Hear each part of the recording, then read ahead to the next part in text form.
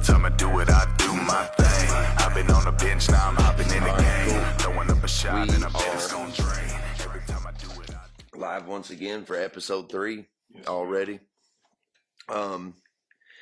She whiz, what a week. What an episode it was last week. We kind of had some unexpected guests, which we could elaborate on a little bit. I think even those guys would appreciate it. Jaws is turning 45 this year. Wow. So this year is kind of all about Jaws and stuff, and was going to talk about that. Joey calls me at 3:30 this morning and says, dude, I got a dope idea. And so I was maybe going to go over the dope idea that he had. So there's some cool shit to talk about for the show. Sure. But one thing that I wanted to start with was, okay, so we have the Who, okay? We have the Joey Berserk. We have the Who is the Berserk, the K7, the Chad Dundee, you know, the long list of characters in the DLMF cinema universe. The what is this year the DLMF cinema universe. I guess the I think two things that we might be missing out of the thing as far as like what we put out there is kind of like the why and the how. Yeah. And I think some of this behind the scenes stuff, some of this candid stuff is good for that, to explain some of that, because I think just as many people are as interested in us coming out with like new art, I think they're just as interested in like the way we make it. Yeah. And the way that the Berserk album came out was unique, not only to you, but to the people who saw it, who already knew about Berserk. When, you know, to the people who like the Berserk debut wasn't quite a debut for them because they've been knowing about you and shit. It was unique for them. So what I was wanting to do was maybe to open today's show and kind of talk about the process a little bit on how we went about making this album that's already kind of like been a certified classic here in town. And I was going to let you kind of go through the process of the song selection and stuff like that and all that business. And in all honesty, I think we covered one part of it on the first episode when we talked about how you came across my music and I came across yours when I showed up to that video shoot. And in all honesty, I felt like you heard like the rough draft of that album, right, when I handed you that CD. Mm-hmm. In a few ways, but I like to think that album started off with the song "Undeniable." That song is the song that I can very first remember ever going to record with John Duke. Yeah. And after I heard that song and went home with it, I was like, this is my sound. This is where I need to be. This is my pocket. And after that, I just kept going back. I was hungry. I wanted to go home and write again and again and again and again. The only thing that I was lacking was my presentation. I was more so concerned about the craft of the song making. I even gave up making beats just so that I could focus on the songwriting, because by the time I got done with the beat, I felt like I was done with the song. I didn't have anything else to throw at it. But more or less, the Berserk album, it's a collective of pretty much a body of work over the years that I had been putting in. I was formerly with a group called DiBiase, which very few people know about, but the ones that do know that things kind of started there with me. Things didn't turn out for the best on that end, but they turned out even better because I found myself here at DLMF. So more or less, you come to me with the idea that, hey, is there any way that I could get like your full body of music? And you asked me that. I said, sure, man, I'll do that. And I got it all together and I sent it to you. And you hit me back and you were like, bro, why is this not an album? What are you doing with all of this? Right, just speaking as a fan, just a fan of the shit, yeah. And what I had done, because I didn't know any better, is I would record a song and I'd make my own cover art, which would be lackluster, but still the best that I could do. I was like, here, as long as they get the song, I don't care. But getting it done, getting something done, trying to do something, yeah. even though I may not even be capable. It's like trying to build a house. I don't know how to build one, but I'm sure to keep the rain out when I'm done. But you need a house, and you ain't gonna be getting rained on. Exactly. But yeah. Well, yeah. Well, I mean, there's some really cool things to take away from. There's some really cool things to take away just from the part of what you just said. I mean, let's rewind on a couple of those things. I mean, for one, a lot of people don't understand the concept of. Hold on, shit! I got the show playing just to make sure we're on. I'm hearing myself anyway. A lot of people don't know to take away themselves out of a certain part of it. For instance, you might have fire ass music, you might have fire ass lyrics, but you might not be a fire ass engineer. Those beats might not be fire that you're making for those songs. Yes. Some people lack the critical analysis of themselves to be able to see that and to say, hey, this is where I'm lacking on, so maybe I'm good in this end, but I need to outsource this end of it. Some people lack being that humble, and so that's really cool that you knew how to do that before you were ever working with anybody else. When you were just doing it on your own, you already possessed that. Some people could, and it's hard to teach that when it's just something that comes natural, because you maybe assume that it comes natural to everybody, but some people don't really know about that unless you tell them about that. What's crazy too is that I took a piece of advice away from somebody, and as ironic as it sounds, I'll go ahead and say who the person was. It was Chauncey, Wide Awake. Sure, yeah. I've known him for quite some time. You'll get some advice, some good advice out of that guy. Sure. He'll tell you how it is for sure.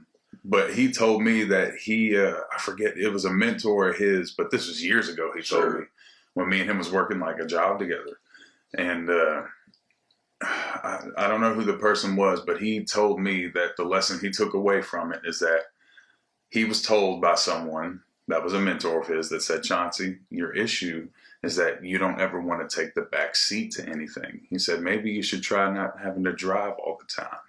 Right. Maybe try to take the back seat and see if you're still going to get where you're going. Sure. And he told me that. He relayed that to me. So when I came to you with my music, I was more than willing to be like, hey, please tell me what I should do.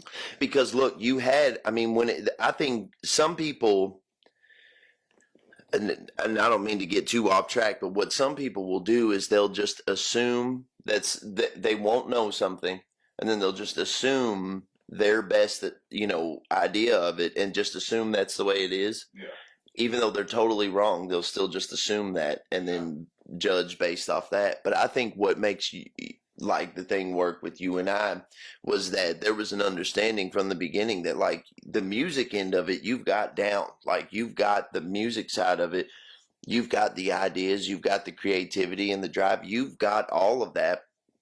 But just like someone to help, just some help where it's not you having to do every bit of it. Sometimes a meal is better if one person can focus on the barbecue side of it, and one person can focus on the sides of it, and the backseat thing. That's kind of what I said. Was I was floating my own boat for so long, just like you were, and I said, you know what, these are my strengths, and maybe these are my weaknesses, and why don't I just kind of shed some of these weaknesses and just focus on the strengths, even if the strengths were you not being in the center of the picture and you not being, you know what I mean? And for me, it was like I was, to compare it to something, I was Bob Ross. I could put together the painting and make it look dope, make it look whatever. Yes. But you were able to take that painting and make it the actual forest. Well, that, you know what I mean? So like that say, missing hand or that helping hand, it helps. Like I had the ideas, and you were able to make the ideas come to life. That's a great analogy, but in retrospect, in real life, I guess the way I look at it is you're Bob Ross, you're the artist. I'm the guy that puts together the TV show and puts it on the network and puts a commercial together for you, and then puts your paintings online and stuff. And that's probably a better analogy. Well, and it's just where it takes away. I don't think Bob Ross could have been as good of an artist as he was had he had to handle all of that. If he could just focus on the art, Show up and paint. Yeah. I think that's what the DLMF thing is all about, where the artist can show up and just focus on being the artist, where they don't have to focus on being business moguls and entrepreneurs and shit. Not to say that I am, but I've been swimming around in the muck for so long that I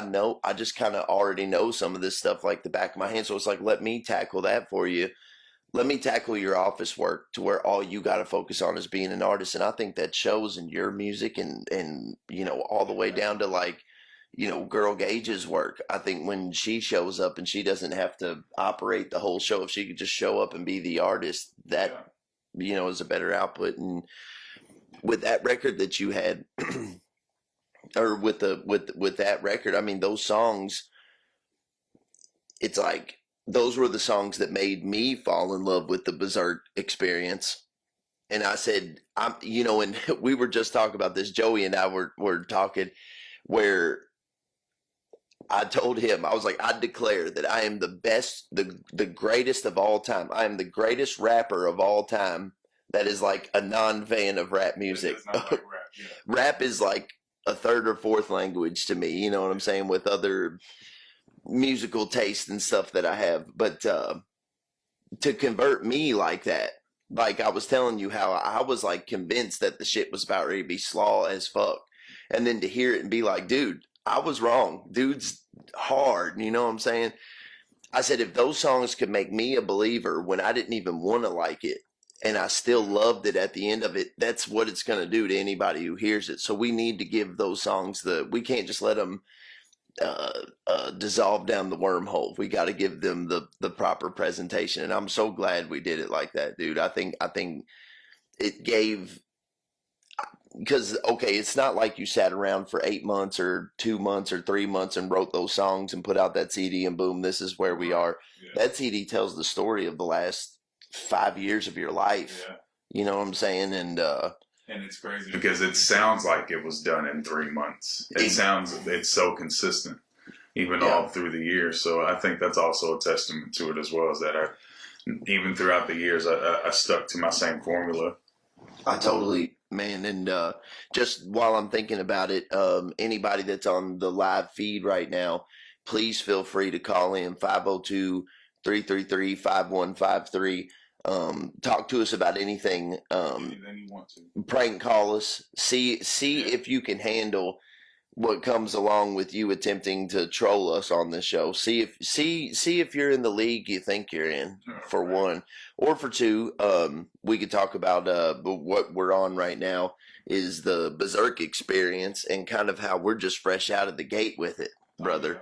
I mean, that we're talking the first, you know, you go to the Kentucky Derby and there's like 20 races before the Derby. I mean, we're at like race number 1 right now. So it's, most certainly are. And I'm proving it to myself the more and more I go to the studio and I pull up my file of my next body of work. And it's just, I'm already surpassing what is already published. Well, I mean, speaking of a body of work, the thing about it is what people have twisted. You would think that I think maybe the pushback on the way that we did the debut Berserk record was, I don't want people to assume that I don't have any other work. I don't want people to assume that I'm living and breathing and dying on these songs alone, when I have a mountain of other work that you might think you're more evolved skill wise in this newer work than you were. You know what I mean? Like, you might feel like you're firing on double the cylinder now than you were in that work. Yeah. But the thing people got it twisted. Berserk has, I mean, at any given time, Berserk can make it his season, his year. He could drop quarterly mixtapes, 20-song mixtapes quarterly, anytime, at any point. You know what I'm saying? It's I don't think there's anybody out there who like we're racing and like sitting up at 12 midnight to download all 27 Young Buck CDs that came out in 2007 or whatever. You know what I'm saying? Like, sometimes that's not the best way to put your music out. But anybody who like was under the assumption that Joey, that Berserk just has like these fire ass songs and he's living and breathing on them, that's definitely not the case. But we'll show that more so than we tell that. I mean, you don't have instead of talking about it, I'll just show you. Well, and it's crazy because I feel like with us, it's like you have the work that we do, like the wax, or I mean, whatever you want to call it. You have the actual shit that we record and finish projects, artwork, all of it finished, sitting in a folder. And so that's one side of it, is finishing projects, but we might be a year ahead of that. Like working on shit that's like a year or two from now is what we're focused on now.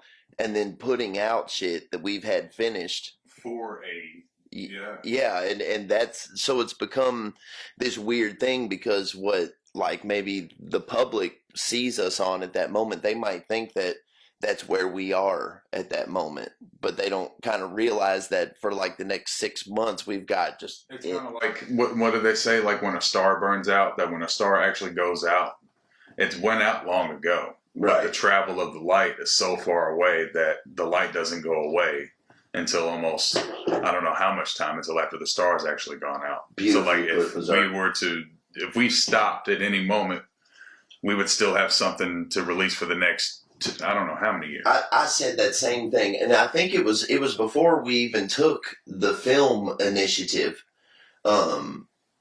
Before we even did any of that, I remember making a Facebook post that said, like, I could quit everything right now, and under the formula in which I operate now, I could still come out with brand new projects for the next 3 years and totally quit and just have someone take over the promotional side of it and have enough material to come out with new shit for the next 3 years and tore off the back of it.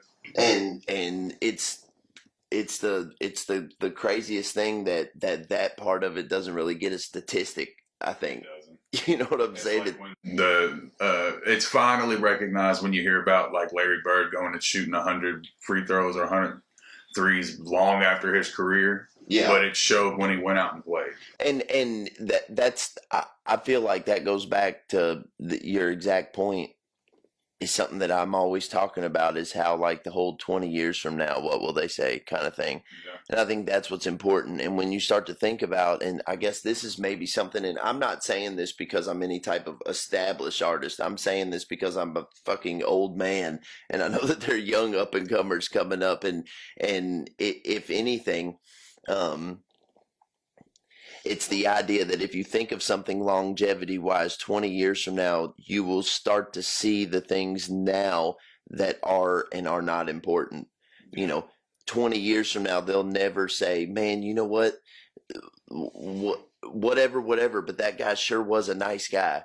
Or, at the end of the day, it'll be about two things. It'll be about the quality of your content and the things that you achieved with it. That's the only thing that's going to be measured. You know what I'm saying? They didn't talk about, the type of person Kareem Abdul-Jabbar was when he dropped 35,000 points and torched the league for 20 years. They weren't talking about like how good of a buddy he was to people. You know what I'm saying? But now that stuff might come out. But I'm just saying, like, at the end of the day, when they talk about you 20 years from now, it won't be how good of a buddy you were. It'll be whether how good, or it'll be what you did with what you had, I think, more so than I don't know. I don't know if that makes sense, but anyway, yeah, it's been a cool thing. And of course the Days of Night thing, that's been something that's what's crazy, is that kind of seems like it's like a pop-up project that just kind of came out of nowhere or something. But realistically, what it is, I mean, we've been working on that for the last fucking year and a half, probably. Well, little slices of what was supposed to be Berserk album, can be heard in bits and pieces of The Last Dawn. So that's a little bit of insider info. Yeah, that's dope. It's kind of like, but not like it was a oh, I'm gonna take this from my album type of thing. Right. It was songs that were just in a folder as complete before the Berserk album was ever a thing. So before that ever got formulated, I pulled one from that was not so complete and was like, hey, what do you guys think you could do to this? And I was like, this sounds more appropriate here than it does here, so many artists, when I came up making my own rap music and stuff like that, as I mentioned to you earlier, things that just kind of came natural to me, I felt like, well, like I'm nothing special, I'm nothing innovative, so these are just things that anybody thinks about. You know what I'm saying? Like if you feel like you have, like for instance, that thing I sent you on text last night, that about the black and white thing. Oh yeah. I mean, it's like right when you think you're onto something, someone lets you know, man, that's nothing original. Yeah. But then, so right as soon as you have that in your head, like surely this isn't like something that only I'm thinking about. You realize that no one else. There's some things that like no one people just don't pick up on, and someone will be like, yeah, I had this song, hard ass beat, hard ass, but they only have a hook and a verse to it. So they'll just completely toss the song out, just completely throw it in some folder and never be used again. And it's like, dude, who knows? You might stumble upon an artist that sounds awesome on that record, or, like, don't ever, I don't know. It goes back to the creative process for me. Just to elaborate on what you're talking about, is I don't ever, as much as I write and as much as I am working, none of it is ever forced. Right. I've got, good point. You pull up a full selection of, at least personally for me, I pull up a full selection of beats and I thumb through until one is like, yeah, this is the one I'm working on right now. This is the one I'm feeling. This one's hot. I'm catching the vibe of it, whatever the case may be. And a lot of times when I'll be doing that to a song and you'll get to where you just have a verse or you'll get to where you just write a hook and then you leave it alone because you don't want to force that next part because it's just got to be right. It's got to hit right. Yep. And if you force it, if you're not going to love it, then no one else is. And that's such a good point that. And it goes back to taking the back seat. Like instead of me being the driving force on this record, how about I do my part on this and what I felt was natural to me, and then see what somebody else does. That's such a good point. Billy Demi, he taught me this. He said, if the studio that you're recording in is 5 degrees too hot or cold, you know what I'm saying? You'll be able to tell it in your music. If you're having a bad day that day, you'll be able to tell it in your music. If you're not 100% prepared in what you're spitting and shit, you'll be able to tell it in your music. And so I think forcing shit, like for instance, there's also music where somebody's got fire ass first verse. You could tell that they heard a beat and that first verse just wrote itself. Yeah. But the hook and or the rest of the song is totally lackluster. Like I've heard songs where people are all like going super hard, tongue twisting, super on beat with the first, and then the second beat they're all Young Jeezy, slow rapping, slow, and you could tell. And it's like you were talking about, it was forced. And I can't tell you how important it is to not force that shit and to not record music that you're not feeling 100% into, you know what I'm saying? And like, it will show. Now I'm a big believer in recording all of the content that you have. Like, even if you have a song that just has one verse and one hook that you feel good about, I'm real big on getting it recorded, getting it started anyway, because people talk about songs they have written all the time, but until you record that song doesn't exist. Exactly. You can walking around with an idea that you're so excited about that it's not all it is. People aren't walking around with acoustic guitars singing folk songs that live forever and shit anymore. You know what I'm saying? You got to record that song if you got it. But yeah, not to force anything. And maybe if you get it recorded, the part that you're really feeling, and then you stumble upon somebody or my brother, no, he might be too embarrassed for me to say his name on here, but my brother went to the Crooked Eye concert when Crooked Eye came to Louisville. Crooked Eye's like a shady artist with Tupac protege, all that shit. 150 people are at his show. So fucking sad. Nobody cares about real hip hop anymore or whatever. But my brother stumbles upon him and goes, "Hey man, I would love to do a song, love to do a feature." And Crooked, offered him a feature for the same thing that like dudes like, you know, Little White and Haystack and shit like that charge. And, you know, I've heard of other rappers charging in the thousands and thousands of thousands. Like this wasn't even $1,000 he was charging him. And this is like a nationally known, national touring artist and shit. Sometimes that stuff happens. Those types of songs are perfect for that. You got one song, one hook that is just hard as shit, but you done forced verse 2 and 3, so you take that off of the database of your mind completely when you think about what song you could do with your pop-up feature with King Crooked. You know what I'm saying?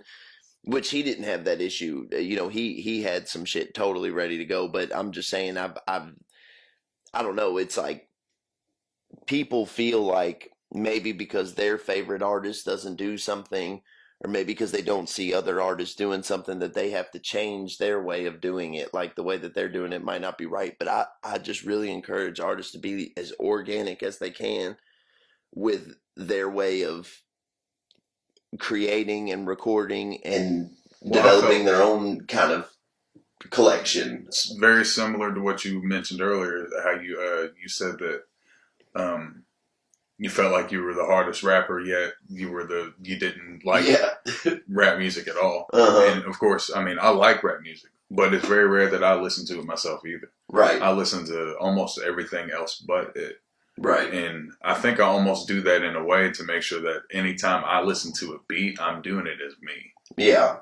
Every time. Completely. And I think I don't falsely or incoherently derive inspiration from somewhere and think that it's original, and really it's not. I'm hearing a hymn or a rhythm that I've previously heard before. You know, when I retire, I made this kind of like it's like a career goal thing, that when I retire from doing all entertainment shit, I'm going to write a book. Okay. And the book that it's going to be a coffee table book. Yeah.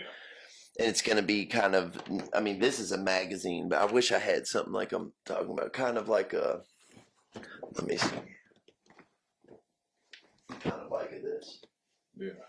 Where, and I'm going to show it on camera, but it's like a book that's talking about this concert, and it's like, boom, the pages, but then really cool pictures with it. And it's done up really cool and stuff. I'm going to write a book like this. I don't even know what it's called, but I'm going to do it. No, people love books with visual. I love books with visuals like that. I had a Tupac book in high school.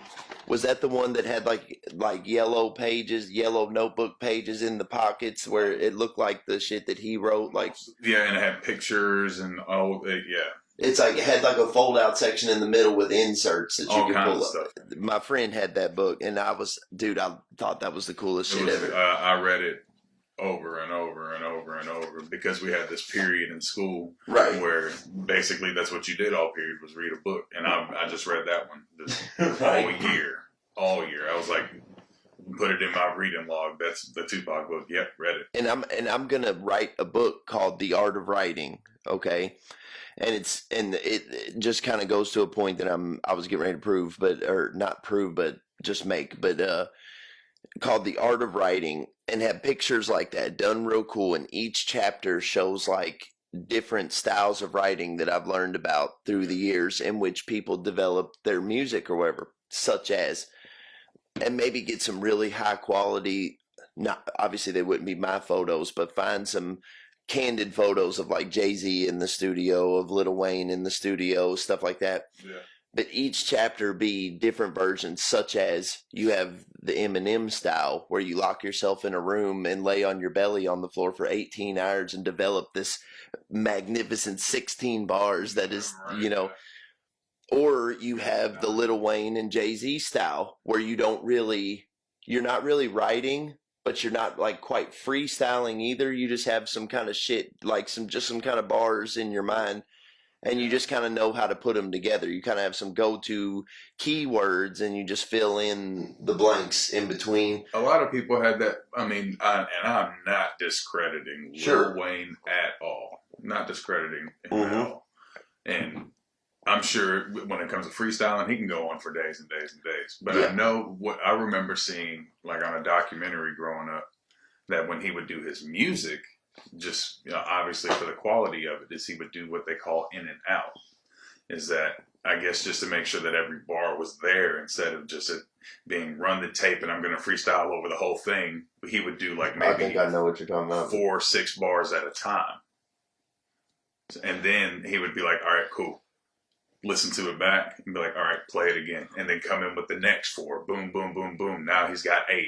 Sit back, listen to it, come back in. He's like, all right, cool. Now, what they Boom, call boom, that, now that style, I'm glad that you mentioned that. That's different than what I was thinking of. That is the Tupac style, where Tupac would walk into the studio with a pen and a pad, and he'd close the door in the studio, and he would like sit down and then like lean over and just listen to the beat over and over, and he'd write the hardest 4 bars, and he'd spit that 4 bars, and then off that 4 bars he would just think of something and write that down and then spit that, and like writing as you go is kind of that style, where the Lil Wayne and Jay-Z thing is kind of like a without the pad and pen. Right. Yeah, it is. Yeah, like that, where they kind of, I know this kind of bigger artist that told me never to let this out about them or whatever. Okay. So I'm not going to say their name. Okay. And this isn't even that bad, but it's kind of it's like a magician telling their secrets and shit. So I'm not going to say their name, but they said what they'll do is they'll record their shit and on a double track, just record the rhymes, the words that rhyme, or just the last, if they're doing 2 syllables that rhyme, or they're doing whatever at the end, and then they come through on a single track and just fill in the in-betweens randomly with shit. Yeah. And it kind of ruined their music for me, because every time I ever listened to it again after that, I heard where they were doing that. You know what I'm saying? And the song, a little piece of info about the song, The Most, that was kind of built around 1 bar, and that 1 bar being on 1 part of the song. Which one? And then after that, the rest of the song wrote itself. It's the part of the beat, just the way that the end of the hook rolled out, the bass cuts out, and it does like how they always do like a quick little drum roll before the next 4 bars, like a drummer would do that. That's what the beat does at the end of the hook. And in my head, the thing I heard was, I'm the GOAT, I am the one with the most. And the way just that part rolled. And it stuck with you. It stuck with me. It ate at you while you slept and shit. That's it. So I was like, okay, put that at the end of the hook. Now that wrote the beginning. Sometimes the end writes the beginning sometimes. Dude, I swear to you, which they don't know about this, but something doesn't feel right. Yeah. When I walked into the studio with that, and I was like, dude, I just have this thing. I don't know why I'm hearing this. I'm hearing this in my head. Something doesn't feel right. Like, I don't know why, but I don't even hear my voice saying it. I just keep hearing it over and over and over again, and I think this is, for a true artist, I think this is a maddening art that we're into. A lot of guys, maybe the guys who were, here for last week's show, it's like a lot of people assume that you just like show up, and you just show up in whatever you do. Like for instance, prize fighters. They think that prize fighters just show up, and how good they are on that day but those prize fighters have been going for 3 months, 6 months, fucking boom, boom, boom. A lot of people don't believe in that part. They really assume that because their favorite rapper looks like Twisted just shows up and their faces just were painted like they weren't sitting in the mirror putting makeup on right before they walked out. You know what I'm saying? People really think people just wake up in the morning and they're just as cool can be. And but for the people who kind of know better and who are really in the thing, this can be a really maddening thing, because you'll come up with 10 ideas, but you only use 1 of them. And so you gotta tell yourself this isn't good enough 9 times, or you're not good enough, or this sucks, or whatever, 9 times before that 1 time. And that's what makes it rewarding, but it's maddening at the same time too, I think, for sure. I think, no, I won't compare it to that, but Friends of Mine was almost similar, but the beginning wrote the end of that too. Yeah. That one went chronologically, so. Well, the Friends of Mine The only song part that was missing on Friends of Mine when I took it to the studio was we can dance if you want to. We can leave your friends behind. I had nothing for that part of the beat when I came to the studio. Everything else was pour me a drink. But I had that. I had the verses, but the bridge I did not have. I left it blank.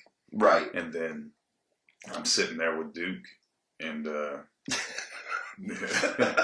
sitting there. And it wrote itself. Kinda, yeah, because and here's the thing. One side note. Yeah.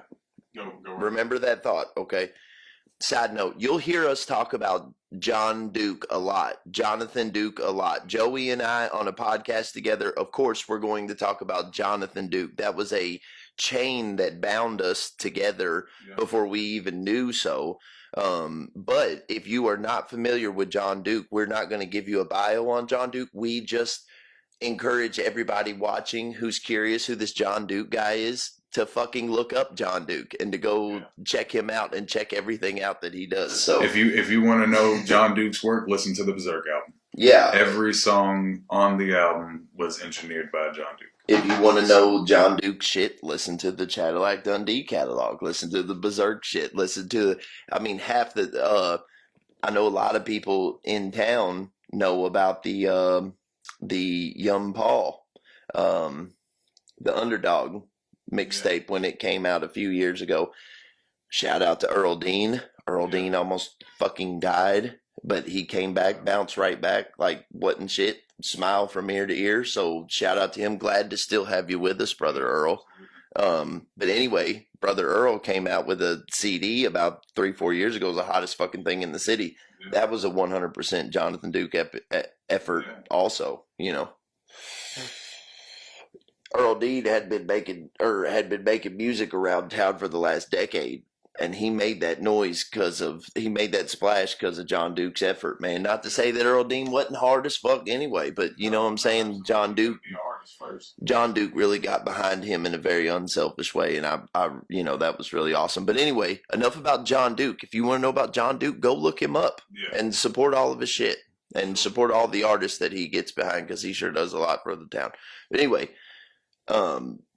we were talking about friends of mine, kind of how songs write themselves and stuff. Yeah, the part of the song that was missing was that bridge. And because it was a dance song, John had mentioned that it made him think of the safety dance. But he wasn't referencing into that bridge at all. We were just taking like a break. We were outside on his patio. Yeah. We recorded this back when he was at his old place. Right. He's in a new place now. Yep. But we were out on his patio, and he was like, it kind of makes me think of the safety dance. He was like, we can dance if we want to. We can leave your friends behind. And I loved him for that. I was like, that's exactly that is exactly it's like that with John. Working with John is a intimate experience. Not intimate in like a gay sex kind of situation. People intimate mostly use grammar in the worst ways possible, and it sucks because a lot of words were meant to use in one way just for the sake of getting your point across, but now they're used in a slanderized way that makes them unusable anymore for... Well, it is like gay sex. It is like gay sex in the sense of, I can imagine it being a pretty life-altering experience. It's just not like gay sex in the sense of like having dicks in your ass, right, and in and around your mouth. So it's a give and take situation.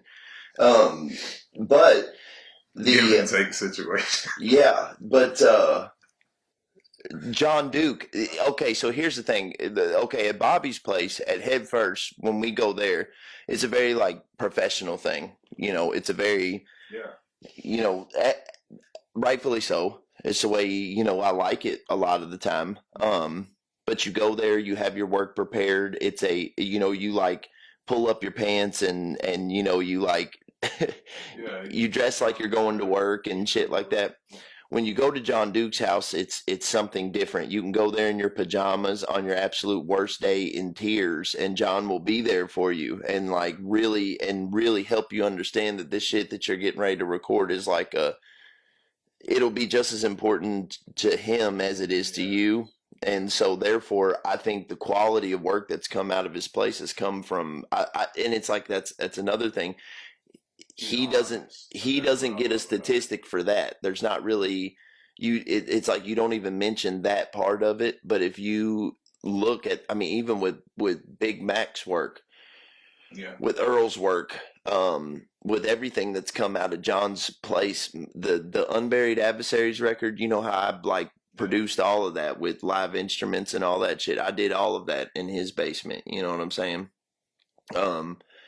There's like a sense of real intimacy that comes along with the work that comes out of his place, man. And that's what I think, that more so than his skill as a MC, as a skill as a producer, as an engineer, all of the things that he's been able to provide, I think that touch is his real specialty. He's just a music maverick is what it is. He's just got, if it has to do with music, he can do it. Hell, he was even pressing up merch. You remember that? I'll tell you what John Duke is. John Duke is a fucking tobacco spitting, dirt road walking, fucking tough as nails son of a bitch, brother. Iron on his hip. I'll tell you what, that son of a bitch. I'll tell you what. But that's what I was saying. He's honest too, on a lot. And oh my God, the honesty, like it's cool sometimes too. I wouldn't be but the it's honest. Appreciated. I love it because he'll come out and be like, I'll be like, what do you think? Like from a take, he'll be like, I don't know. Yeah, yeah. The honesty that I've gotten from John Duke has allowed me to be more honest in my life, because it's not that it's brutally honest, like kind of sometimes in the fashion that I can be, but like it's genuine. You know, he's not going to bullshit you. You know what I'm saying? And it's cool because you don't have to ever wonder with him. You're going to know exactly how I feel. But one point about the friends of mine thing that I was wanting to make before I forget it, and it's such a cool thing, and I don't know if any artists that see this can understand what I'm talking about, but you have your music that is like for the MCs, like the music, like the lyrical, like Love Ya and Undeniable and probably Check Up. Which is very true. But I'm just saying in general, like in all of hip hop spectrum, you know, Eminem has, you know, Toy Soldiers and When I'm Gone, like those are like his more emotional type things. But he also has the songs for the MCs. Whereas the more pop type songs, down, isn't necessarily much for the MCs. That's like more of like a pop catchy type thing. The thing that I think is cool, and maybe this is just a personal perspective with friends of mine, the artist takeaway that it's like, that's like kind of like more on the poppy side, more on the catchy side of that type of track. But as an artist, I can hear that, and I can hear you being in the studio vibing so hard that a song like that just peels right off of you. Like, that maybe in between doing this super lyrical song and this super lyrical song, there's just this beat playing, and this is just what you were feeling, and this is and it's more of like a chorus type. You say that because that's exactly what happened. Yeah, and so I could feel that because your voice, your delivery, the way that you're spitting, the flow with the voice, and how you have this thing with your shit where you know how to keep your voice in key with the music. Yeah. It's like, you know when to elevate it in a higher thing and when to take it in a lower thing. You're real melodic with your stuff. So you were right spot on with the vocals of that. And you could tell that just the vocals and the music was just flowing out of you at that point. That was just like the runoff from all the other super lyrical shit that you had. You know what I'm saying? So I could really take that away as an artist. And usually it's rare that you hear like a pop type of track like that and could still take something away on the MC end of it. You know, I know that there's songs, I think Twista has a couple of them, but I you know, and I'm going to watch this back later and I'm going to be like, man, why didn't you say this song? Why didn't you say this song? Because I know that there's some tracks that are like pop type tracks that have some really lyrical hip hop value in the pop type shit. Eminem certainly has some of that shit, but I can't think of it at the moment. Tupac certainly does also, you know, like I would say a song that's kind of like that was Look at Me Now by Chris Brown and Busta Rhymes. 1000%. Perfect. Thank you. Perfect example. So it was a showcase of their absolute MC skill, but at the same time it was very poppy. Yes. You know what I'm saying? So. Thank you very much so. And I was thinking something along the lines of there was a Big Pun's not the Still Not a Player song with Joe in it. I don't want to be a player no more. You ever heard? You never even. No, but you're talking about another song though, right? It's the original version that a lot of people don't know about. That's the remix to the original version. The original version is very like pop like, and it's about like sex and girls and stuff like that. But it is so motherfucking lyric. He said something. He said something, or he's like something. He said something about a Maserati. He's like, you ever had a Maserati pull up? So you ever had a Maserati pull up, ask you come ride with the sumo or so. Bud was hard. Right here on the manual, I was thinking about removing the picture of my children, tossing it in the corner somewhere, and putting a picture that size. Put it behind the couch. Father Pun, yeah, put it back there for them to find after I'm dead. But no, but yeah. So I know it's frustrating, man, because like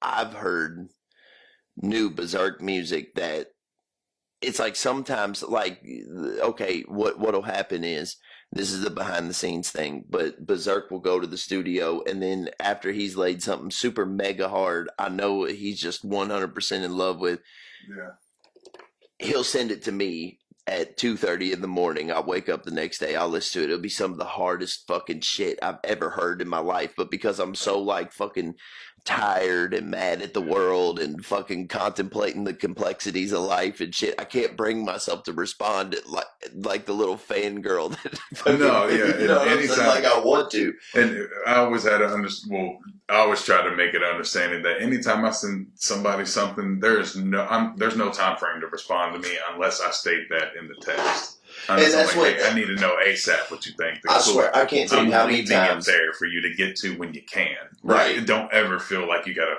I gotta hit him back because. But imagine, I mean, honestly, and what's crazy is these artists, their friends are probably similar to them, and which is crazy. But like, if Jelly Roll has some unreleased shit, if Ritz has some unreleased shit, Yellow Wolf has some unreleased shit, rappers, any rapper that I'm into has unreleased shit, I'm into like hearing it, especially if it's not out it's yet. Like the only people that you can ever show it to, because a serious artist, because there are some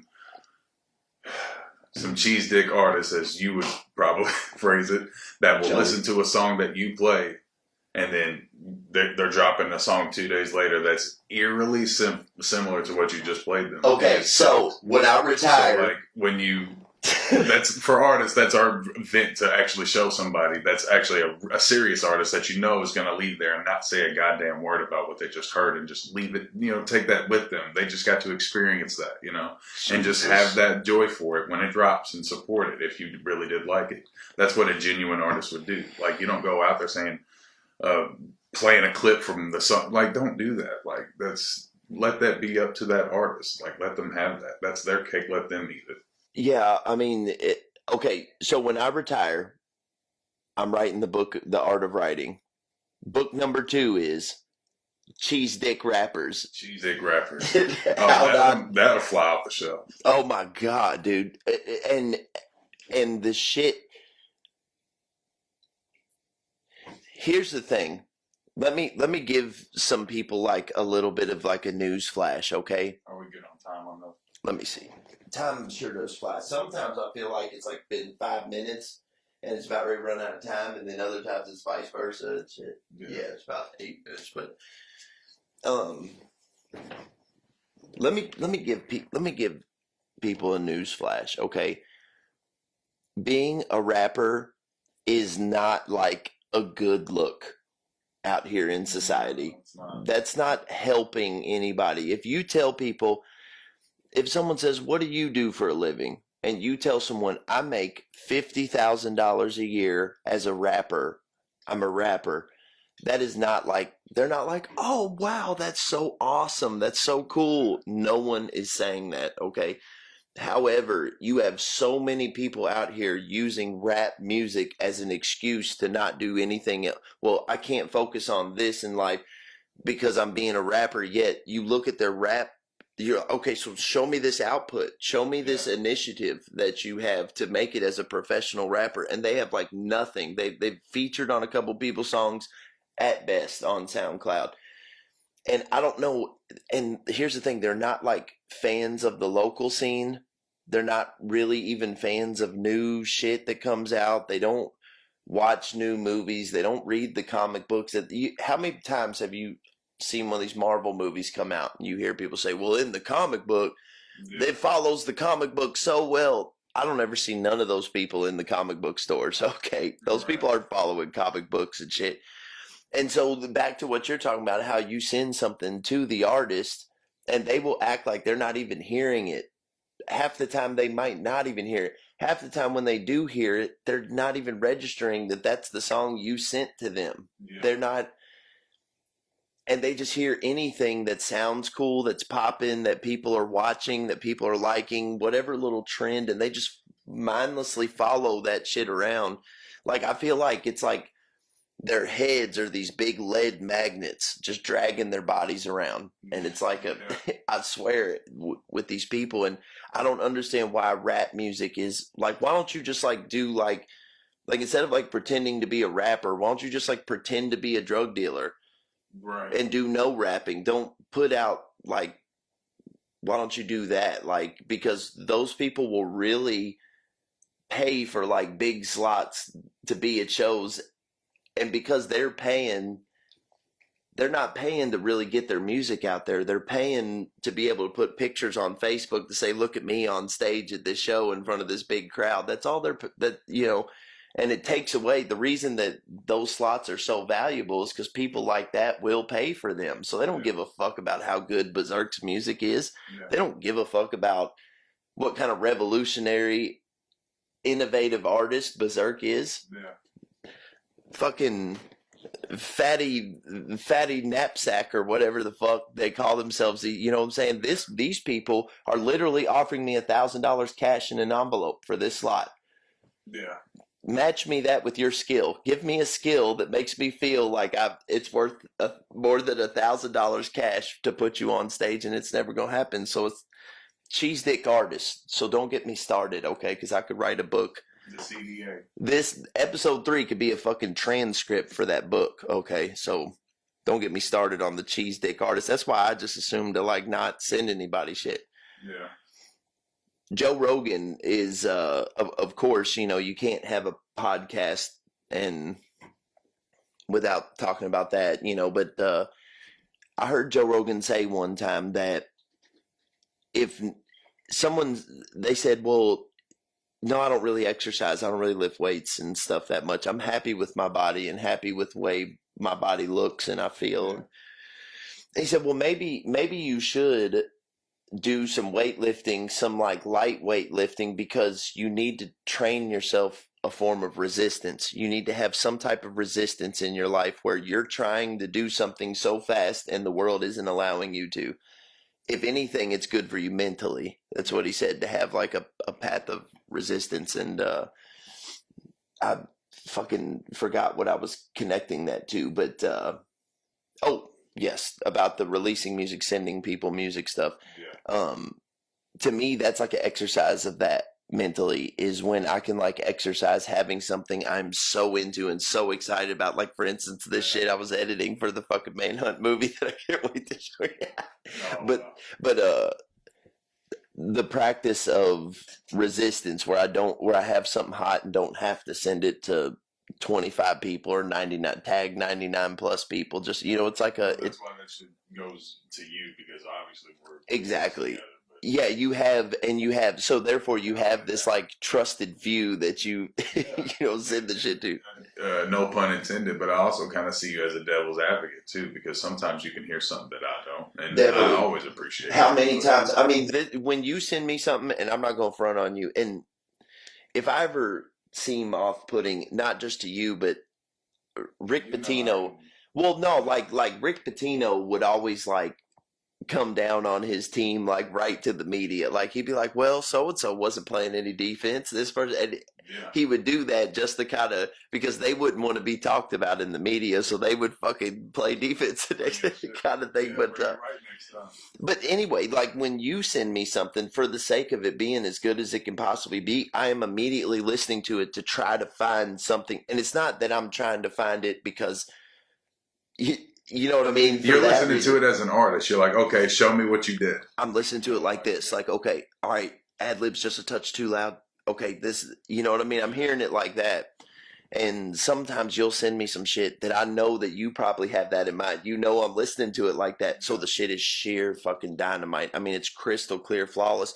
So by the time it actually gets to the person's hands who's buying it, that part of the process has nothing to do with it. They're just getting this crystal clear, amazing thing that they spent their hard-earned money for. And I think that's what, same thing with like the live performances and shit. That's why I'm such a heckler with that. I'm like, dude, even if it's $10 or $5 or something, if somebody came in here to watch you play and all you did was just show up in your work clothes and fucking do karaoke, like what kind of fucking spit in the face is that to the people, you know?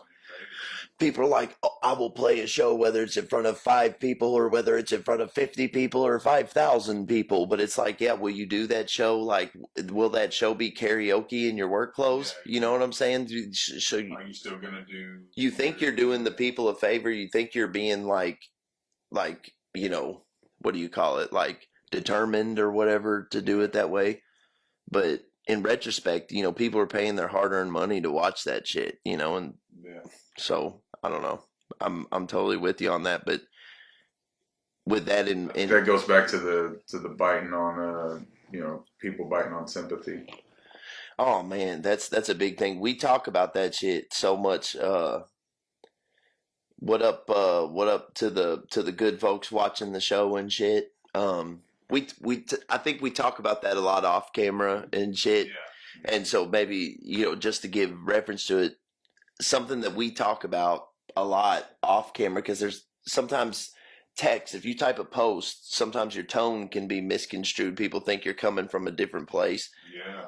Yeah. But it's not even really like it really like upsets me or bothers me, makes me jealous, makes me or nothing. But one thing that I see so many people doing out here is like drawing on their sympathy and shit.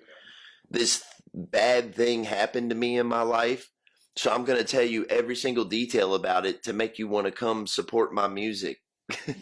like I cannot, or with my kids, like it's one thing if it's natural that comes Right. out, you know, but if that's your driving force, that's kind of like,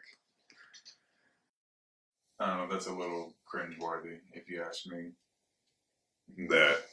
That would be the forefront of, and don't get me wrong, I know there's a lot of advocates for like mental awareness and people with PTSD and anyone who's going through any type of emotional instability. of course, brother. But what breaks my heart is when I see somebody kind of using it in a manipulative way.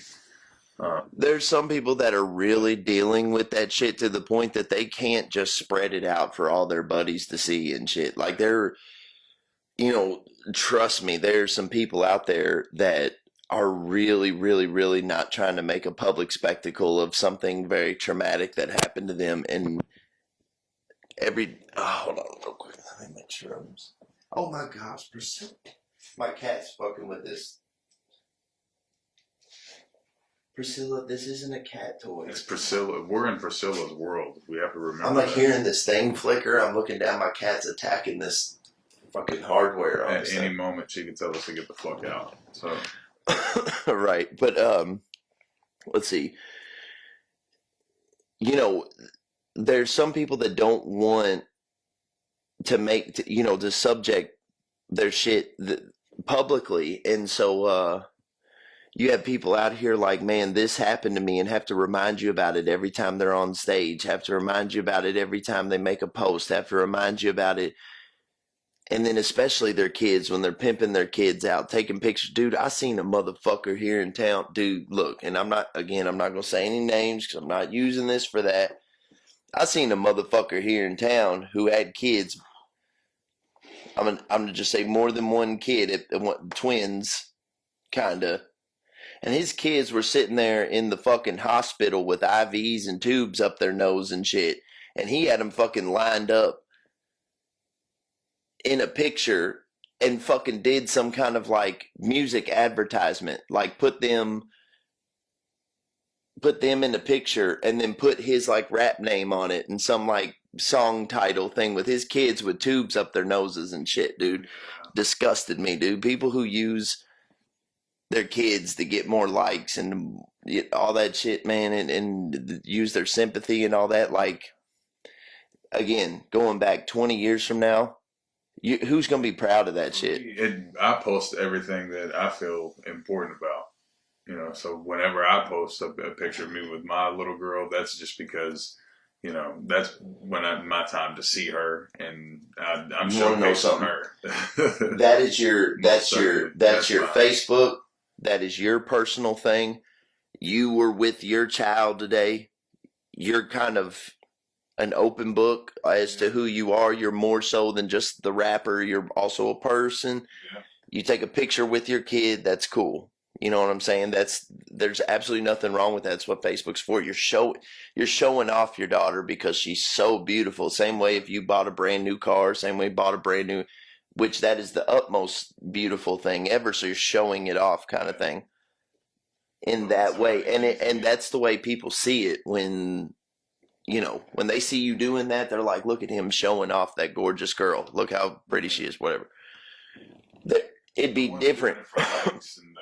It'd be different if you put her up on your shoulders and did some kind of rap pose and some kind of outfit and took some kind of picture, and that was the new artwork of your new track. Yeah. And you do your whole thing. Your whole music promotion is about, look at these kids that I have, and I'm just out here humble trying to take care of my daughter. I'm just out here trying to make it me, and like it's fucking Will Smith's Pursuit of Happiness or something. You know what I'm saying? Like pimping it out, pimping that shit out, pimping out the tragedy in your life, motherfucker, dude. Look, here's the thing. I knew that we were going to talk about this at some point, about the pity parties and shit with the rappers and the pity parties, and knew we would talk about that eventually at some point. And I was like saying to myself, when we do that, dude, I will list off, I was saying this to, I think Nikki, I was saying it too. I said, dude, I will list off 10 things in 30 seconds that completely trump the things these people make their whole fucking career about. You know what I'm saying? And I sit and think about it, and I'm like, dude, if I really did that, I would like start like legit breaking down crying and shit over tragic shit that's happened over the course of the past 5 years alone. You know what I'm saying?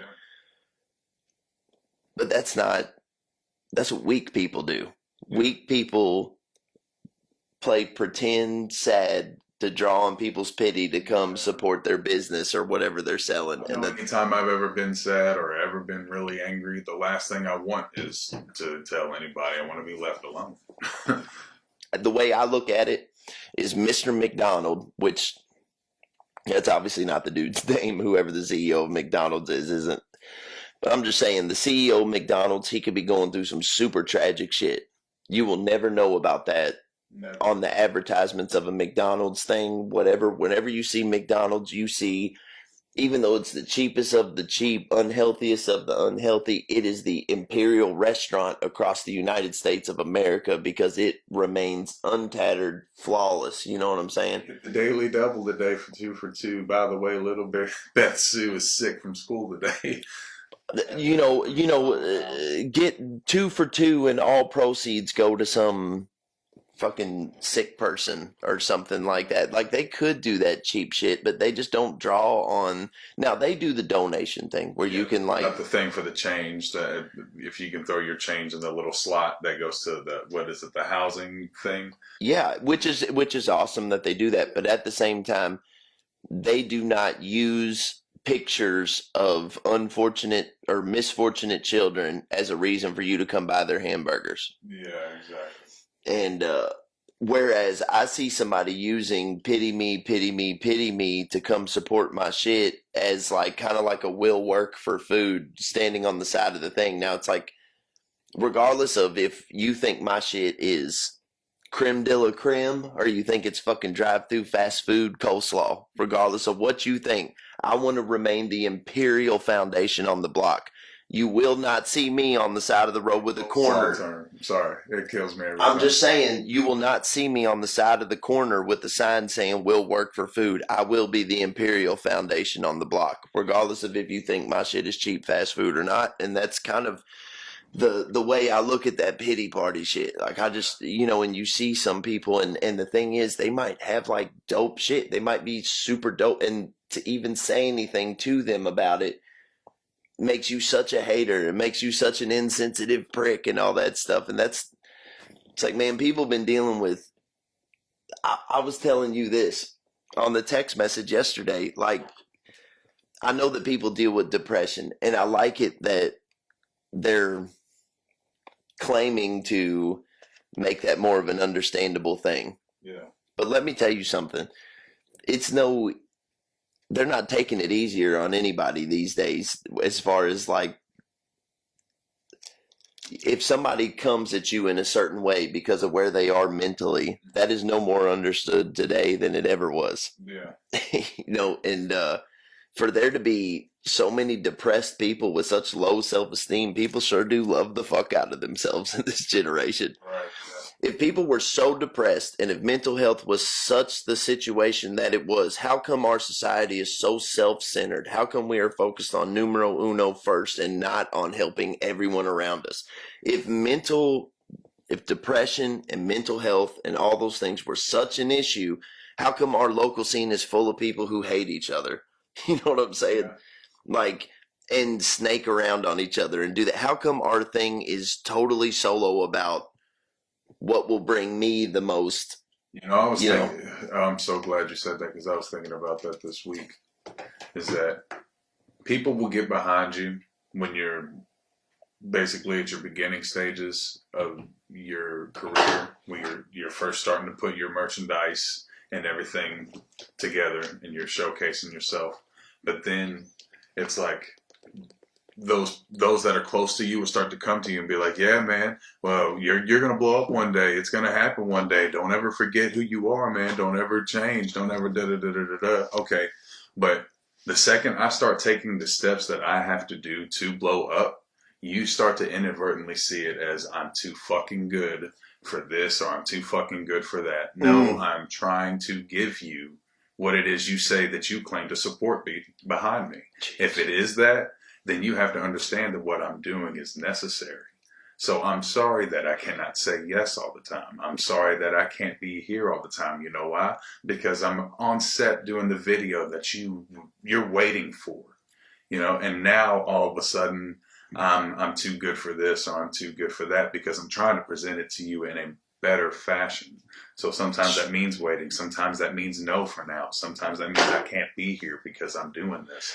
And then all of a sudden, the second you start taking those steps to get to that place that they support you to be, it's like they fall off. Like, oh, so you're really going to blow up. Okay, well, never mind. Fuck you. It's like, so wait a minute. So you were telling me I was going to blow up and you were behind me and all of that. But the second it starts to happen, it's fuck me.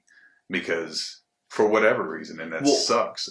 Fast forward the clock to where, so you fall out of touch with that person. Fast forward the clock to when you're like, bump into them, run into them, however, and you're like, hey, what's up? Hey, stranger. You're like, wait, oh, well, you got all super famous and couldn't talk to me no more. And you were like, dude, I'm so totally down to you quit talking to me because you way fucking straight. I swear. It's like if people all of a sudden know about my music a little bit, you think now all of a sudden I am on this like enlightened level of humanity where I just oversee everything and take care of control everything. It's like, dude, if anything, I'm working harder now for less money. You know what I'm saying? It's like I just took on more work for less pay by being where you want me to be.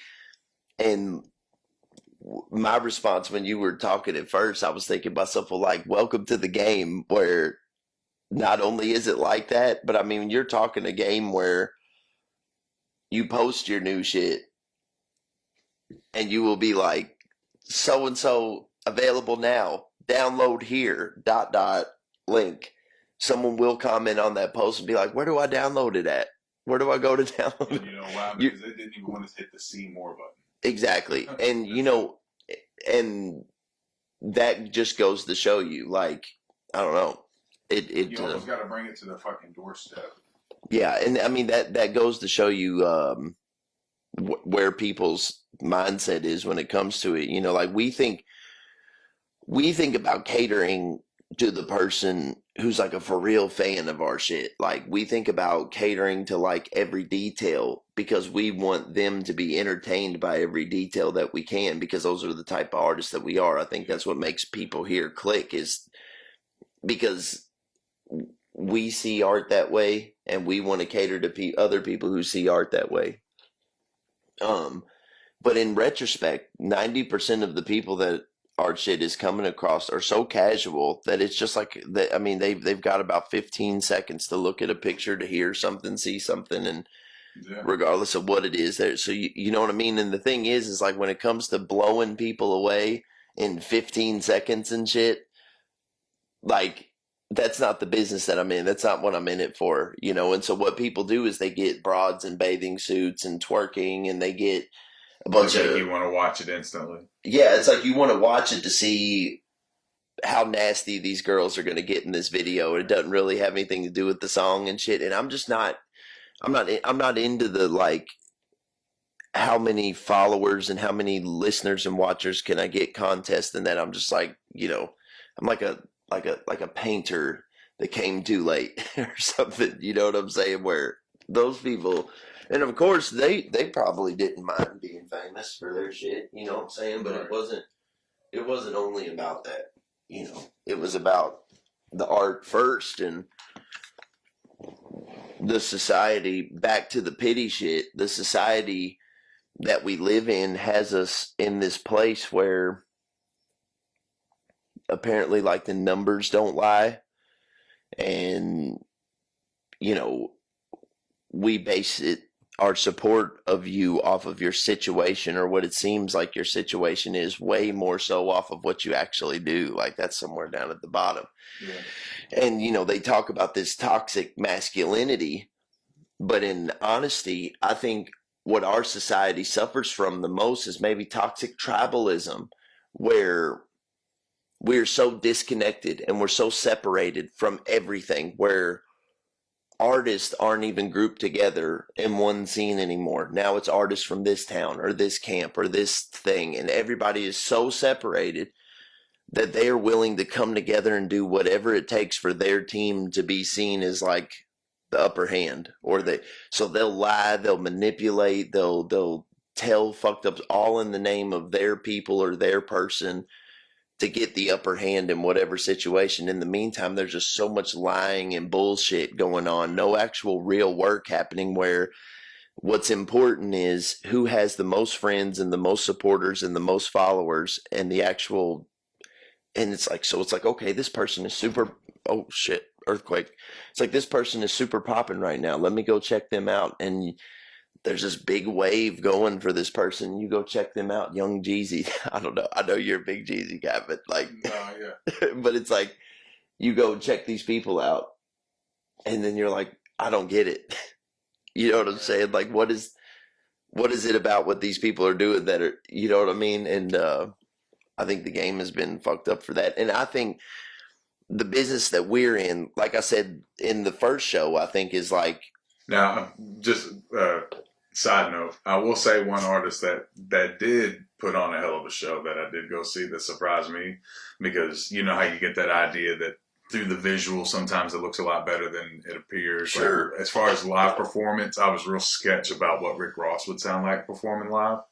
And he was hard. He was hard. His intro and everything was hard. He had like the lights went dark. He had a screen like on the Globotron with an intro video and flames coming up off the stage. He came out and looked like Xerxes, dude. He was covered in gold and had the shades, and that's awesome, dude. I love Rick Ross. Man. Yeah, that he's was my hard. guy. And he center stage, and it's crazy because he don't have to move around a lot.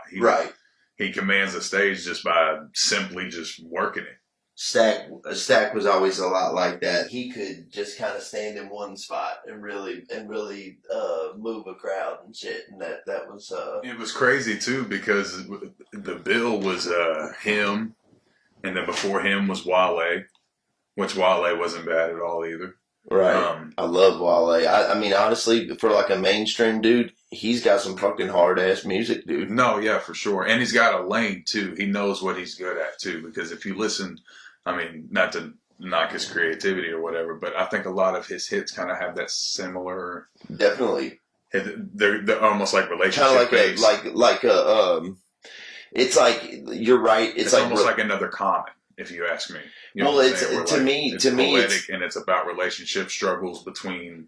well, it's the relationships done in like a Ace Hood type fashion. Yeah, He has like an Ace Hood vibe, but instead of doing Ace Hood, where Ace Hood is being Ace Hood, he's doing it about like the chicks and the relationships, like the LL Cool J kind of thing. And I mean, I don't hate him for that. You know what I'm saying? For sure. but their opening act was MGK. Really? Yeah, And I bet you he was pretty good live. he's very good live, but it was also like he's very energetic. He's running everywhere. He's Yeah. jumping up and down. He's climbing shit. And then like after that, it kind of that energy kind of died down because the next following acts aren't climbing up the rafters. They're not running out into the crowd and jumping on people or anything like that. And you want to know something, brother? It's like people, and man, can you imagine? When Ross came out, it brought it back. Exploded, yeah. Exploded.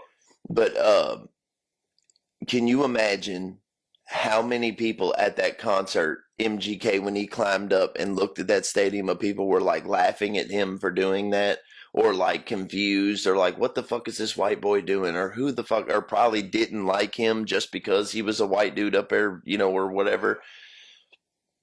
And you look at like the headlines of any entertainment thing now, and where is Wale at?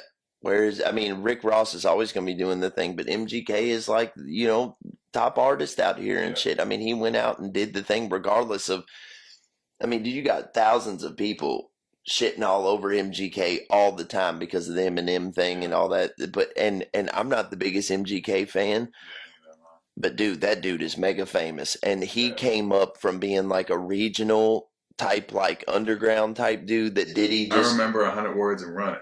yeah. What was it? Wasn't that what it was called? Like, I think it was called that. It was a video where he had like the bill cap to the back and he was just standing in front of like a blue screen. It had some yellow shit going on behind him and he's chopping. He's, God. But it was the first song I ever heard by him.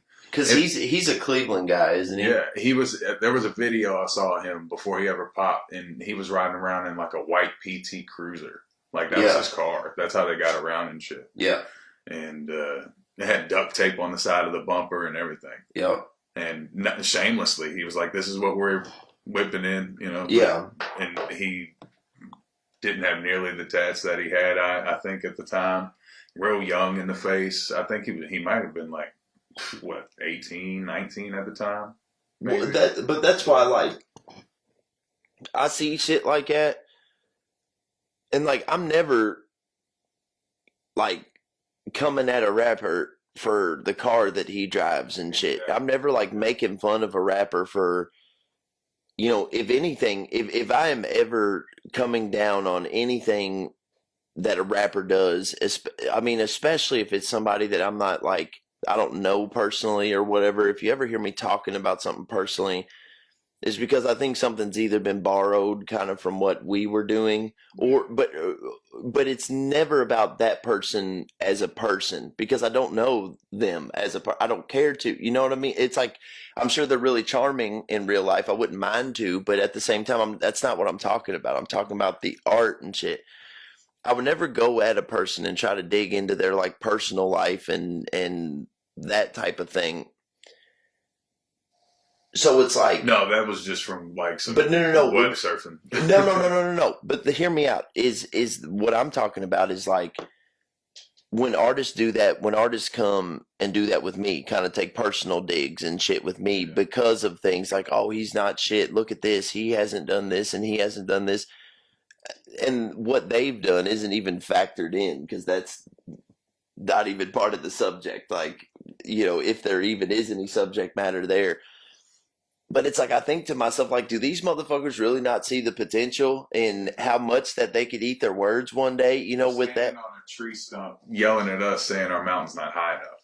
kind of thing? And I'm thinking to myself, like, so what are they going to say? Are they going to be like, because I don't think with our shit, I don't think it's a matter of like a ton of people seeing it and just not liking it. It's just a matter of like getting people to see it, getting people to watch it in such a saturated market. You know what I'm saying? That's like the real struggle. And we work with that, and we're going to keep working with that. But I think, it's like, I don't think it's just, so all I think is it's going to be a certain state, a certain place, a certain thing that will see it and really appreciate what we're doing, and it'll really expand. And I'm like, do these people not see the potential in that? Like, do they really, I mean, and when that happens, are they going to be the ones that are like, oh yeah, I've been knowing those guys, I've been down with those guys? Are they going to be like super cool with us? Or, like, it's just, it's a weak part about the way people are. And that's what I'm saying. If like depression and mental health and all that shit, if that was such an important thing in our society, people wouldn't do that so freely. You know what I'm saying? People wouldn't be so willing to attack each other. But I think it goes back to that kind of toxic tribalism thing, where it doesn't matter what you say, it doesn't matter what you do, if it's right or wrong or anything. It's just against their particular tribe, so they're willing to be savage about the way that they go about. It's not, nothing is done in a place of like diplomacy or respect or anything like that. It's all done in this savage tribalist kind of way and I made this post a while ago years ago, where I was saying like, all these rappers are against each other here because they don't know what it's like to like leave here. You know what I'm saying? But the moment that they get booked in Indianapolis, and then another rapper from Louisville gets booked at that same show in Indianapolis, you might not have ever said two words to each other ever before at all the shows y'all did together at the local place. But now that y'all are the only two people from Louisville at this Indianapolis show, y'all are like kicking it in the place, like, oh man, like, because you're familiar with that person. So all of a sudden you might make friends with that person. Yeah.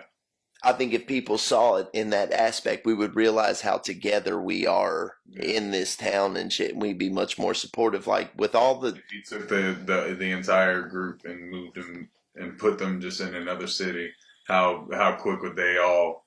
Okay, that makes total sense. If there was some type of federation here in town, okay, that, or a guild, like a musicians guild or entertainers guild here in town, some type of umbrella, like you've mentioned before, where you had to pay your dues, and your dues to be a part of this federation was to buy everything that was available brand new at that time locally, whether it be a DVD, a CD, a fucking whatever, to buy that. Not t-shirts, not whatever, but the art itself, you buy that art.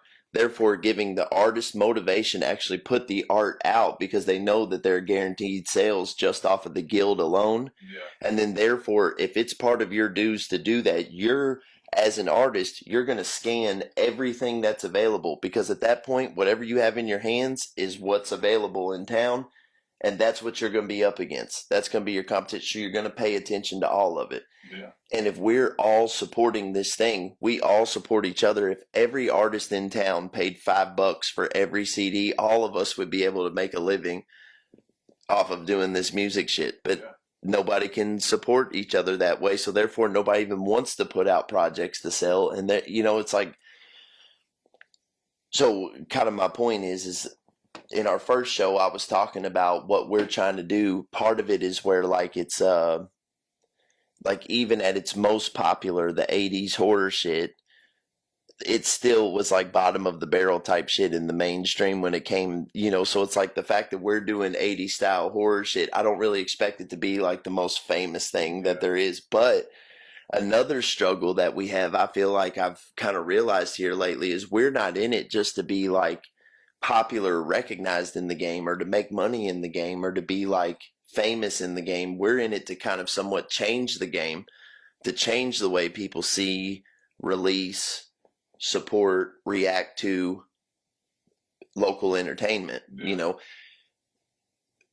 Change the fact that the fans actually get a show to watch and something to actually support, and then the artists have something to actually keep up with. So therefore there's this chain of reaction that happens where everybody's firing at all cylinders because the shit's actually being supported. Yeah. But it's not going to be supported unless you give them something to support. So I know it's a struggle with what we do. And so the fact that people come and like pick on us about how like not number one running the show we are is like, you're not doing, not what you it's are like, doing. do y'all not see what we're trying to do here? Right, You know what I'm saying? But you're more than welcome to try yourself, you know.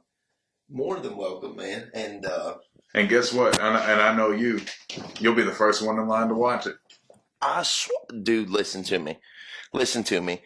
If someone made a movie making me look, if someone went out and spent the money, took the time and the effort to make a movie making me look like I was fucking Ike Turner, okay, biopic and all, had somebody playing me, just fucking horrible monster of a person, I would be the number one promoter of not only me going to see that, but other people going to see it just because the work exists. Exactly. No matter what it's saying about you. Sacrifice me. Come and embarrass me. Come at me. Throw every bit of dirty laundry you have at me. Do whatever you can, but just do something. I feel like I'm poking a stick at these dead animals walking through the woods. Like, poke, just do something. Just growl at me or something. You know what I'm saying? So like the zoo and all the animals are on sleeping medicine. You know, I don't think it'd be a real surprise for anybody to see or hear or whatever the idea that we're trying to, like, if it puts in perspective where we are in the game or whatever, we're like literally trying to build our own competition out here. Like, we're trying to build our own, we're daring people to come outdo what they see. Not in like a way where you got to come out like dissing us, but like show us that we're not the only ones, please. Even if they are dissing us, that's totally fine. But not in a way to discourage you, not in a way to say you could never do as good as us, but in a way to say, hey, look, this is what we got. If it ain't shit, show us it ain't shit. So all of a sudden you're outdoing me, this person's outdoing me, this person's outdoing me, boom, then we hit them with the next shit. Yeah. And then that's like, they didn't even see that coming. So then they're working. Then all of a sudden we got a fucking scene out here. Yeah, an actual scene. We got a scene out here. We got some. And then so all these people are like, what is this shit that I'm seeing? This next, like, what are these movies? What are these videos? What are these? Be like, what is this thing going on? Then all of a sudden the paper picks it up. The Leo picks it up. Then the Courier Journal picks it up. Then the news picks it up. Then all of a sudden we've got a fucking popping scene out here. That's what I'm trying to cultivate. So it's like, I will put myself right in the middle. Come at me. Come get me. If it means you getting work done, come at me as hard as you can, even with the diss. You know what I'm saying? A lot of more people that are willing to look at more of the scene instead of whoever's like showing up with the 700 people that are behind this one hot single that he has to the venue and saying, hey, can I go up? That promoter's looking at 500 people that might get 2 or 3 drinks apiece. Exactly. Yeah, you can go up. Well, it's always all been about the money, I think, you know, yeah, when it comes to that. For sure. But keep going. I feel want like some coffee? You know what? Yeah, I'll probably take that. Cream in it? Yep, that's perfect. Yeah, but please keep going. I'll listen to you. But no, we have, I think what our scene suffers from is that there's so many people want to be the artist and so many people want to be the one in front of the camera that there's just not enough people that are willing to like put on and of course we have people that do put on showcases, but we need more of them. You know what I mean? For at least for the rap part of it, I would say. I agree. I agree 100%. There's no reason why I feel like there's no reason we can't perform rap where the next orchestral piece by this choir or whatever music group does, you know, like with a composer or whatever. There's no reason that we can't be at the Louisville Palace. There's no reason. Like I feel like places like that should. And you know what? If we could sell the tickets to be there, it goes back to the tell me if that's good. Oh, it'll be good. It goes back to what I said about it being transactional. You know, like if we could rent that place out and sell those tickets, we could do that. Right. I just don't think. I don't think there's much. I don't think. But there's I just much feel like. to go around. Well, yeah. Well, I feel like certain places are just not as tangible or as reachable, or as accessible. I guess is what I'm trying to say. Well, I mean, certain people don't want to show up and support the fucking shit. Exactly. You know, I mean, if they would show up, it would become tangible. For sure. Is that coffee all right? It's perfect. All right. I totally agree, and I mean, so the thing is, you know, to have more shows would be one thing, but you could have 1 million shows, but if they're not like WWE has one show, they have that one style of doing their show. Then the AEW has that same quality, but they have like their style. WCW had their way of doing it. You know what I'm saying? And it was like, I'm thinking of Triller is the promotion that puts on like the Jake Paul, Logan Paul boxing matches and shit, the celebrity boxing matches. There's De La Hoya Promotions, Mayweather Promotions. There's the UFC. They put on this certain style of show. There's a certain type of production. There's a certain rule set. There's a certain everything. I would like to see more of that, where there was someone like me that didn't worry about being the artist or the performer, that was worried about just solely how good that show was. Right, making sure that everything ran correctly, that artists go up at the proper time, and that there's a host, and that there's a line between artist and viewer. I know exactly what you're talking about. Because here's the thing, what people don't realize is, I mean, the days of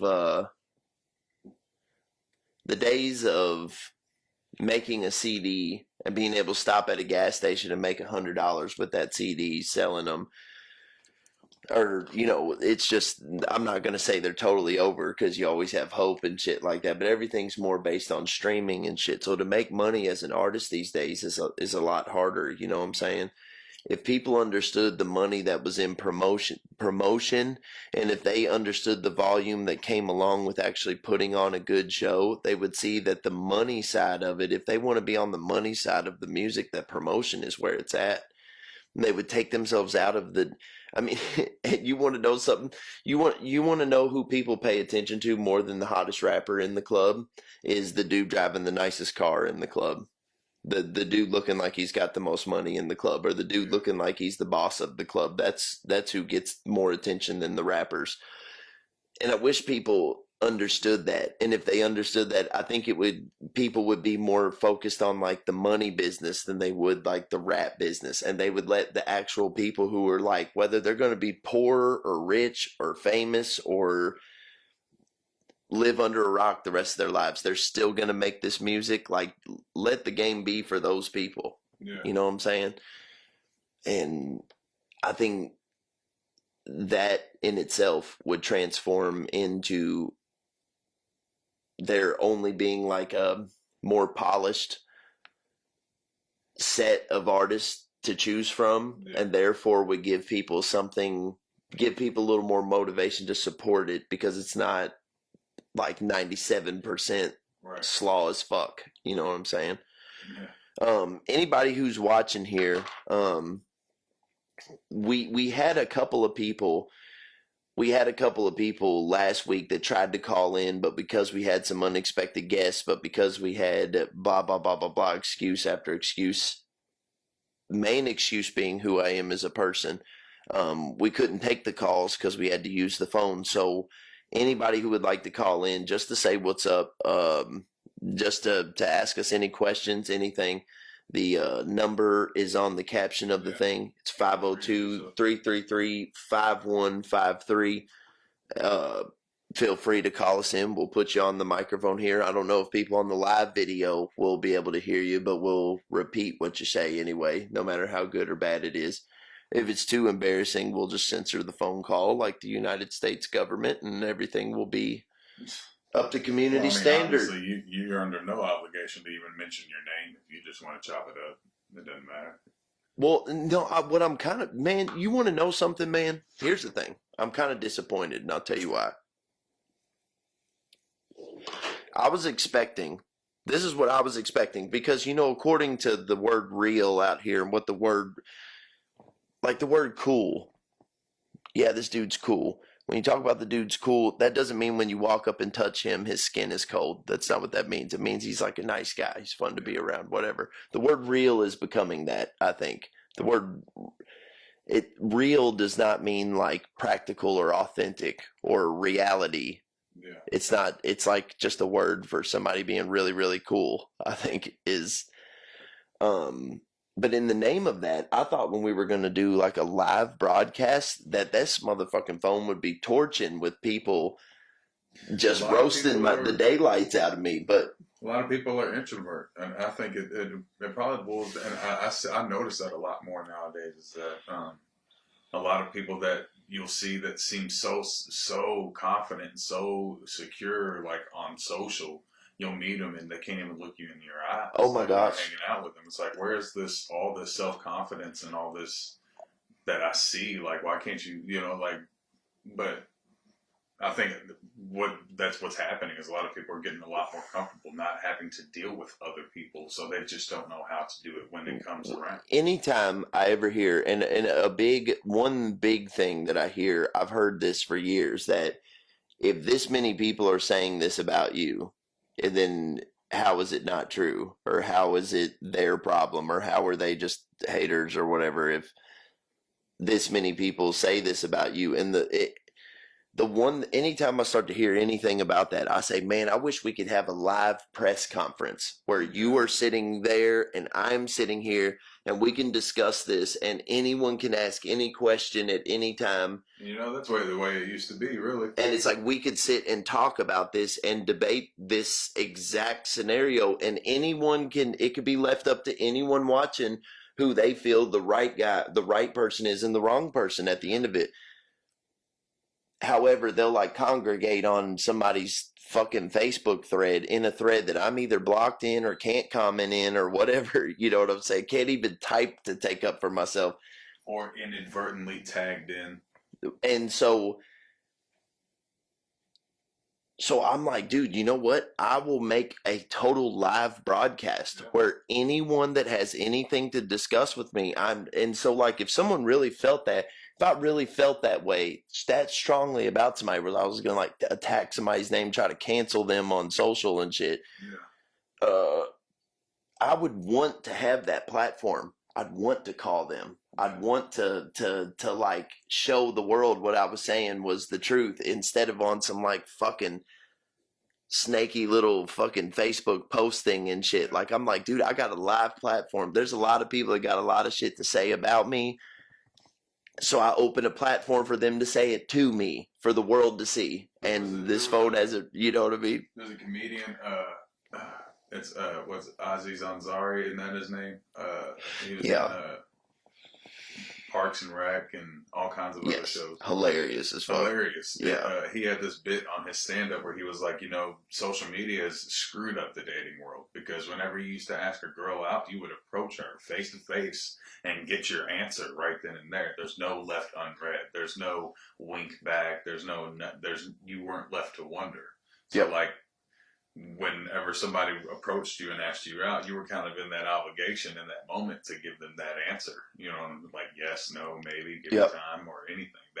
There was certainty is something that is lacking. It's so true. And things get lost in translation because of it. I think I've been in a situation back before smartphones and shit where uh easily where someone may have asked me that, I may have asked someone that, and they may have seemed unsure at the moment, but through getting to know each other and shit, they become, where nowadays everybody is so self-centered that they just know just by looking at your fucking picture on a, whether it's it or not. whether that's it or not. And that's fucking a lot of shit up. I don't think that's doing anything to help relationships or marriages or, I mean, anything. Yeah. The person I got married to was because I saw her on a music video on social media, and a year later I was married to her. Well, Shout out to Indie Cut.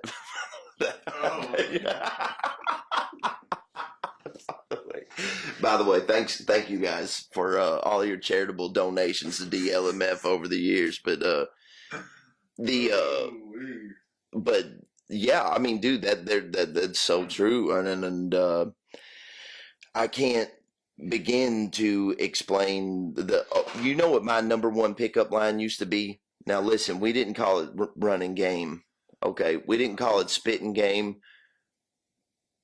We called it spitting magic. Okay. It was magic. You want to know what my number one pickup line was? This was it. This worked every time. Listen, 60% of the time it worked every time. Okay.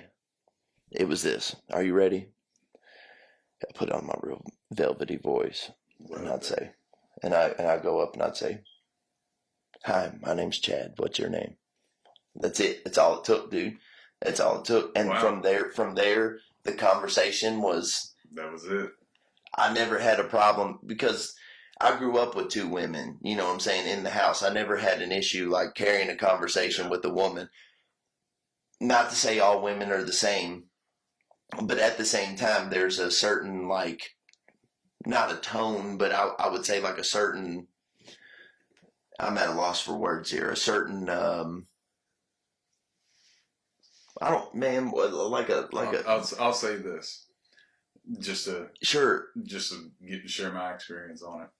Any successful like approach that's ever went right for me was an approach I didn't take. It's when I was approached.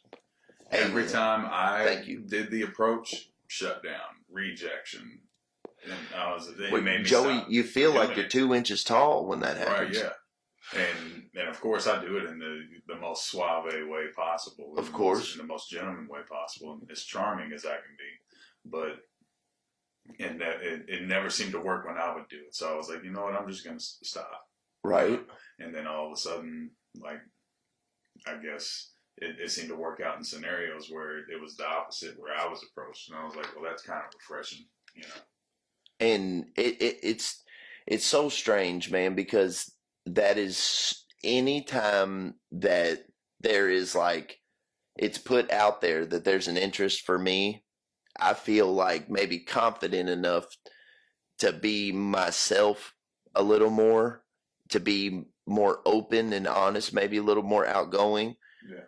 Whereas all the way up until you know, we're taking the hammer out of the tool bag, I might be unsure if this broad is like just what, dude, I can't tell you how many, I mean, I'm not going to say like this has happened a million times, but on more than 5 occasions. Okay. Again, I'm an old man, but on more than 5 occasions, it has been like, let's cuddle, let's spend the night, let's be in our underwear, cuddling, kind of under the covers kind of thing. And then it's like, whoa, wait a minute, what are you doing? We're just friends. I can't tell you how many times. So I learned to listen. My hands are completely off until I hear and see 100% consent. And my hands are off until then. And so, yeah, I mean, so if they're approaching you, it's kind of like it's already known. I'm not left to wonder. And it's not even a sex thing, but you know that there's at least an interest there. Yeah, no, I mean, that's... Whereas if you're approaching her, I think you don't know if she's just wanting to, like, if she's really just trying to friend zone you, or you don't know all the way up until that moment what she's, you know what I'm saying? So the intentions are, yeah.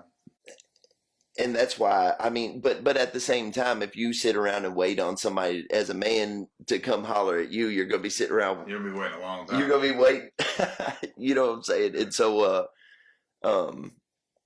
yeah. So at the same time, in the name of that, you will reach out and shit. You know what I'm saying? Yeah, I mean, you'll always give it a shot on times that you are feeling confident enough to do so. But I think that goes back to I don't know. I think that goes back to what I was talking about, that resistance thing. Yeah. You know, that goes back to allowing yourself to be denied, allowing yourself to be humbled, allowing yourself. So that's why I stay pretty shameless when it comes to that kind of thing. If I reach out to somebody and get shut down or get left on red or get, you know, whatever the situation is, that's why, because I'm like, you know what, this is good for me. It makes me feel like I'm not, you know. Yeah, because you won't be so deflated when rejection comes your way. Trust me, because if somebody comes up and they're being very complimentary of me, I can feel good about that. I can be like, wow, that feels good to hear that, instead of being like, oh yeah, I know. Yeah. I know everybody feels that way about me. You know, I feel like that'd be a torturous way to feel, you know what I'm saying? And you know, I think some people are kind of tortured by that. But anyway, as crazy as it is, we've been on for 2 hours now. Yeah, I was going to ask what the time was. Yeah, we've been on for 2 hours now for, you know, just for a few minutes or whatever it'll be. I think we were on at like 5:05. Yeah. And it's 3 minutes till 7. Nice. So, I wouldn't mind this being a good stopping point or whatever until next week. For sure. The editing process of this, you know, what I thought it was just going to be like your video, my video, your audio, my audio, when you're talking, whatever. But it's yeah, of course, yeah. to make it like look cool and what it needs to, what I think what should look like. Like there's some parts where like the video cuts off and the audio cuts off too, and I don't want there to be like big blips of empty space, and you know what I mean. I want it to. No, for sure, it's got to be visual pleasing. So anyway, for anybody who's concerned about the delay from last Thursday, we were talking about it, that instead of me having 2 days to put this up, having the 1 week delay allows me a week and a half then to put it up, and we can still come out with episodes every week. We just missed that 1 week. So it's probably better to do that at the start than it would be once we start picking up some steam and shit. So I love that about this, because we can be transparent. So yeah, absolutely. Opportunity to do it. So absolutely. We can be as transparent as a trans parent. Wow. Bars. So, you know, just in case. Bars are us. Yes. Just in case y'all thought Dad didn't still have it. Right. No. No. No. You're going to spin off into a shady 2.0 cycle. I need to stop before that happens. I need to go to Black bed. and white. Look, I'm telling you, if you're ever here and the house is silent, you hear a Sorry, full on, I'm talking a full on, yo, tell the world to, like, just be sleepwalking, okay? You're going to hear the yo, yo, yo, yo. Yo, yo, yo, yo. Yeah. Hey, yo, check it out. Anyway, we're out of here. Okay. Thank you guys Signing off. very much. Signing off. Stay classy, San Diego. Yeah.